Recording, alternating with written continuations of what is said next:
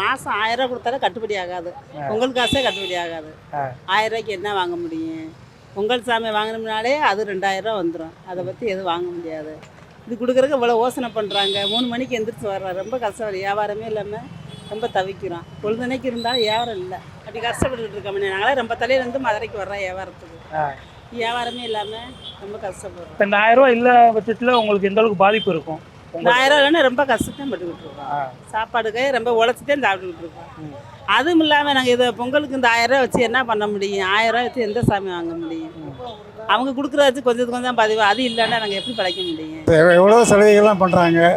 படிக்கிற பிள்ளைக்கு மாதம் 1000 ரூபா கொடுக்குறாங்க. பெண்களுக்கு 1000 ரூபா கொடுக்குறாங்க. இலவச பஸ் சர்வீஸ் இருக்குது.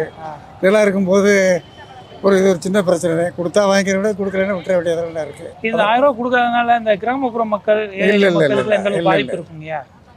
மற்றதை நினைக்கணும்ல. இந்த 1000 பெருசா 3000 பெருசா?